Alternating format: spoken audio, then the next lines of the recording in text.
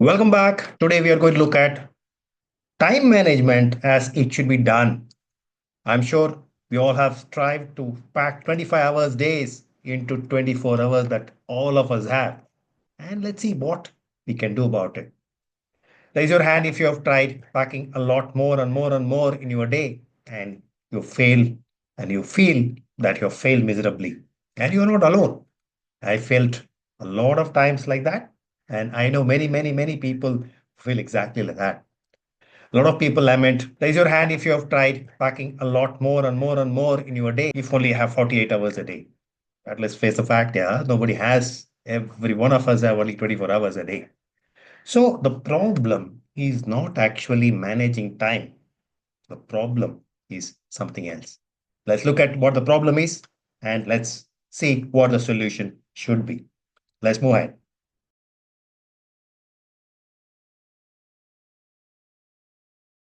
So let's start with the real problem.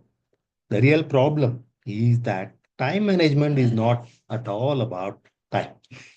It's all about you as a person. It's all about how well you are prepared, how much energy you have, how much presence you have in the given task. That's all that it takes. A lot of times we try to manage the time, which all of us have in the same quantity, and end up failing miserably. All of us have done that mistake, and myself included. But when you step outside that boundary, when you step outside that box, when you step outside that problem and look at what the real problem is, you understand that the real problem is not time. The real problem actually is managing yourself. When you understand that, a lot of things start falling into place. When we understand that all of us have the 24 hours, all of us have the same challenge of fitting as many things into that 24-hour schedule, and we try and fail miserably, then we realize that the problem is not the amount of time we have, the problem is how we manage ourselves in utilizing that time. It looks like wordplay, but it is not. Let me explain.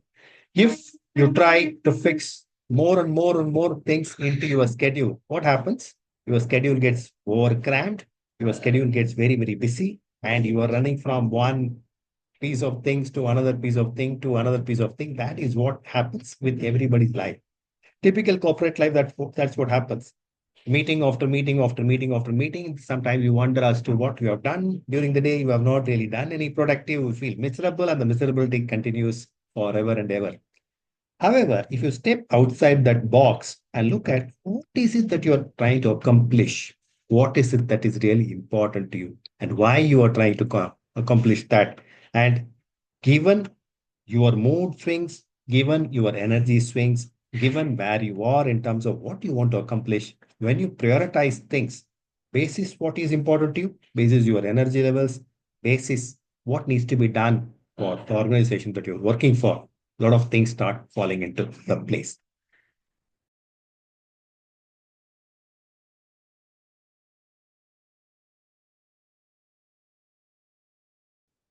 So let's focus on the science of energy and attention because that is the problem, and not having the amount of or the quantity of time is a problem.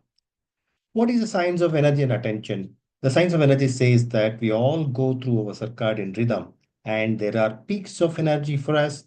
We hit our peak energy. There are times where we hit a low of energy during the day.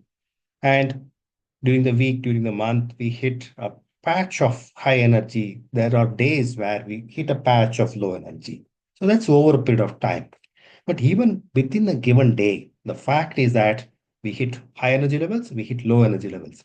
And what it means is that when you understand, and understanding part, knowledge is the most important part here. When you understand when is your energy peaking, and if you're able to bring your complex task, most important task, most daunting task, matching with those energy levels, you can do it beautifully. Because when you don't have energy, you're tired, you're irritated. When you're trying to do the most important task during that time, that mental alertness, you are going to fail. You know that. You are feeling miserable, you are feeling tired, you are feeling irritated, you just want to take a nap. If during that time you are going to prepare the most important presentation for the board meeting, God help you, good luck to you. We all know that. It's nothing new that I'm talking about. The only thing that I am asking you to think about is when is your energy level speaking? Do you know that? You should know that. How how can you know that? Is it easy to know? It is not difficult to know. It is not easy either, but it is not difficult. You need discipline. In the 24 hours a day, note down, start with when are you going to bed? Suppose if you are like me, I hit bed by about 10 o'clock, wake up by about 5 o'clock, and that's my rhythm. And as soon as I get up, I'm more of a morning person over a period of time. I have understood that. And as soon as I get up, I have abundant energy levels. So 5 o'clock, the energy levels are at peak and they continue to be very, very good till about 2:33 in the afternoon. I'm more of a morning person. So because and also because I wake up at about 5 o'clock, the energy levels start depleting from about 3:30. The time between 3 to 4 is one of the worst periods for me. I feel sleepy, I feel tired, I feel irritated, but a cup of coffee or a hot chai helps me to regain some of the energy levels. But miraculously, my energy levels start going up after that. So after 4, I'm again at my peak energy levels. Almost all of that energy levels are coming back. Almost that peak, what people call as a second peak, happens to me around 4:35. I'm full alert and any meeting, any task that I need to do in the evening gets possible. I hit that energy level. That energy levels continue till about 8:39. After 9, they stop dropping very, very sharply. I can't do much of the complex tasks. Maybe I can do very, very small tasks, scheduling my task for the day, next day, looking at some emails which are very urgent. Yes, I can do answer, say that, okay, I've taken a look at it, I'll come back and all that. Or some relaxing tasks. Talk to people in the family, take a look at the news of the day, read something that I need to do, listen to some music and relax. All of that is what I try to do when my energy levels are going down sharply like a ton of bricks. But this I have understood about myself over a very, very long period of time. And therefore, what I try to do is to match the biggest tasks of the day, the most complex tasks of the day, most demanding tasks of the day, coinciding with my morning routine, with my first half of the day or my later in the day after 4 p.m. I try to avoid the most important things in the 3 to 4 time period because I hit a slump more or less during that time. So if there is a meeting, I tell myself, oh, there is a meeting. I can't avoid this meeting. This is happening between 3 and 4. Vishy, you better be alert. So I take that sip of coffee, I take that sip of tea, I tell myself to be alert. Some of that self-talk, some of that programming, what you call it as NLP or simply self-motivation, works wonders because you know that you are going to hit a slump and you are preparing yourself. But coming back to our topic, you need to know what your energy levels are. You need to know when that energy level is going to peak. You need to know and have tracked over a period of time.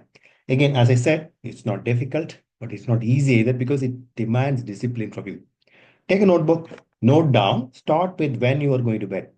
Are you a morning person or you a night person? Assuming you are like most of the people, you are a bit of both. If demand comes, you will be able to hit a through night day, or normally you may go to bed by about 10:30 or 11, or even earlier like me, like 10 o'clock. But you need to know when you are hitting that bed.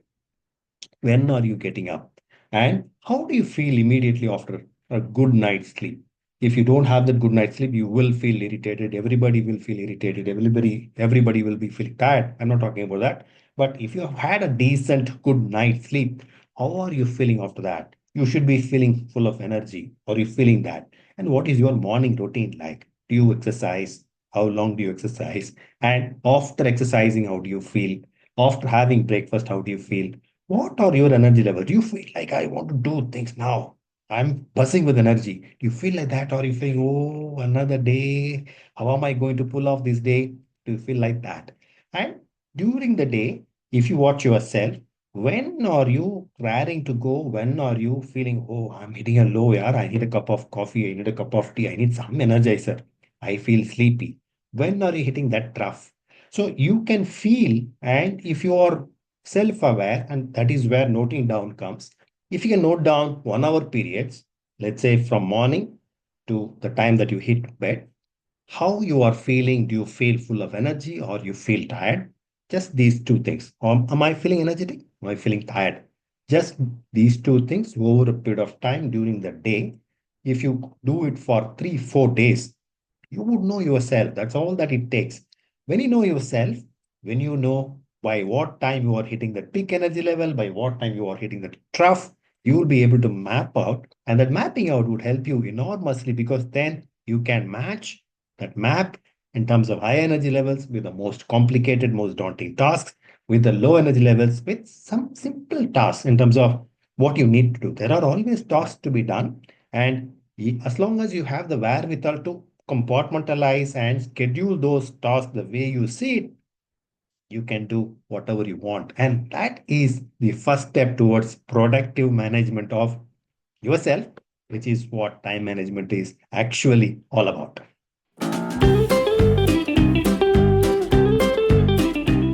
So, what are the things that you need to keep in mind when you are doing this energy tracking, and what are the things that should come together to make this energy tracking and your time management work together? So, that's what we are going to do now. Two, three things to look at. One, brutally prioritizing what is important to you. So, you need to look at and map out what is important to you on access and what is very, very complicated, very, very daunting, and it is going to take more time, energetic, focused time. So you should be able to prioritize tasks. You should be able to classify tasks as very important to you, not very important to you, very, very important to absolutely not important at all. And you should look at those tasks which are not important to you at all. Should you even do it? Can you delegate? Some of that you need to take a call on. Not everything should be done by you. That's very clear. Not everything should be done, but not necessarily by you. So that's the principle by which you should live. The second thing that you need to look at is, as we have been talking about, what are the tasks which will take a lot more energy from your side? What are the tasks, even when you don't have that much of energy, even when you have no will to do it, even when you have not much of a mood to do it? A lot of people use this word mood. Even when you don't have a mood, you can easily do that. What are those tasks? So you should have a feel for the kind of tasks which will take time, which the kind of tasks which will take a lot of energy from your side, and the kind of tasks which would not take so much energy. So least important to most important, and least energy requirement to most energy requirement. If you make a 2 by 2 quadrant like that, then a lot of things fall in place. What are the tasks which will take most important and lot more energy? Those are the tasks that you should prioritize when you have abundant energy. If you are a night person, you should do it in the night. If you're a morning person, you should do it in the morning. If you're an afternoon person, you should do it in the afternoon. You need to know which time of the day, what time of the day you have the highest energy levels, and you need to do this first quadrant, which is most important and most complicated tasks which need time. You should do that during that energy peak levels. Rest of the things you need to map out in terms of when your energy level is low. And anyway, the most least important things you should simply eliminate. You should not even do that. You should find somebody who are better prepared, better place to do that, or you should automate. There are automating mechanism available today. You should do all of that. However, the point that I'm making is not only enough to track your energy levels, the tracking of energy levels should also be combined with tracking of what is least important to you to most important to you, and combining these two, you can do some magic in terms of how you get your things done.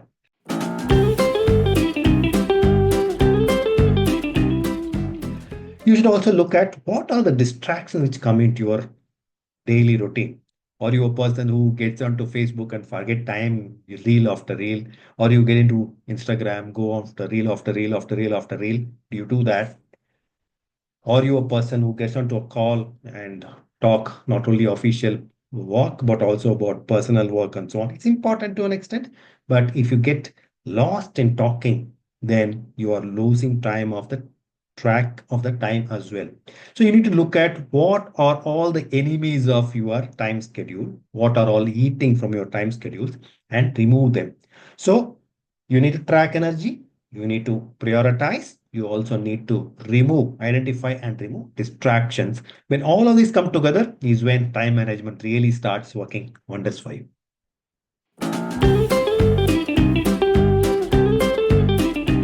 One of the last things that I want to talk to you is about when time management fails. A lot of time we try to pack as much in our schedule, and there are a lot of things to be done on any given day. But remember that we are all human beings, we are not robots. We have our good days, we have our bad days as well. And those days when you are having a bad day, when your mood is not really good, when things are not going well, and you are having uh, things are not going well, and therefore you are in a bad mood through the day, things may not go as per plan. You have planned for five things to be done. You have not even done one thing during the day, and you will likely feel miserable. Accept that. So, a lot of times you need to be flexible, you need to be accepting of yourself. There is no point flogging yourself because you planned to do 10 things and you have not even done two things. There are going to be days, and that awareness that there will be good days and there will be bad days helps you. And accepting yourself as a human being, you are not a robot, you are not going to do thing after thing after thing, time after time after time. That's not going to happen. There are going to be things which will do well. There are going to be things which you may not get done well, even during the day and during the course of days. When you have that awareness, this awareness helps you to accept yourself, and that accepting goes a long way in terms of understanding how you work and understanding how your energy levels work and ensuring that you do things properly. Second thing, there are going to be times, there are going to be days where you need rest. And a lot of time we don't plan rest in our schedule unless you are a person who rigidly follows Pomodoro technique or equivalence. You are missing the trick of packing that rest which is required into your schedule. And it's a great practice. And that's one secret that nobody who's telling you about time management doesn't tell you. Pack rest also into your schedule. As much as you are saying, I need to do five things, you also need to pack, okay, I'm going to take this rest of 5 minutes. I'm going to take this break of 10 minutes. I'm going to walk around for 10 minutes. I'm going to do this song listening for 5 minutes. These are all as important as doing the work because these re energize, these are charging stations that you need to have in your journey. And these charging stations help you to charge for the next level of leg of journey.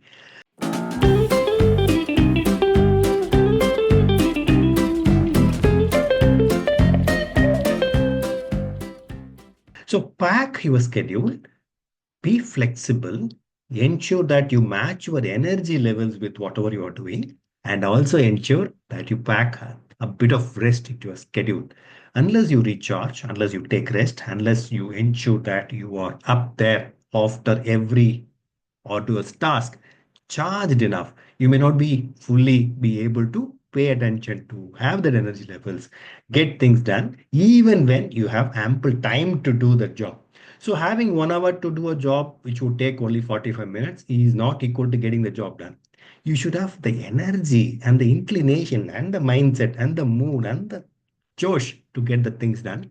So please pack rest also into your schedule.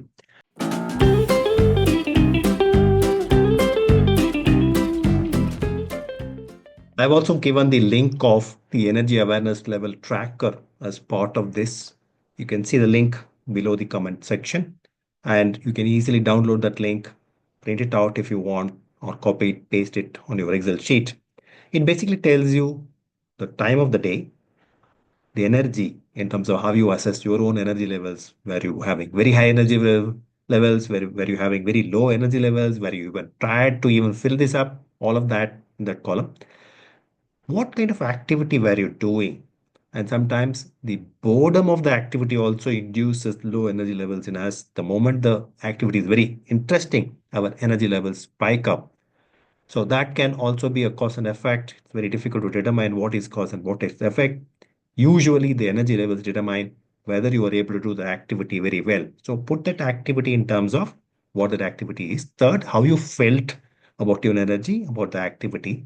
A simple tracking of this would help you in terms of understanding a little more about your own energy levels as to when is your energy level speaking, what kind of activity or best suited to match those energy levels. Track this is a very simple tracking sheet.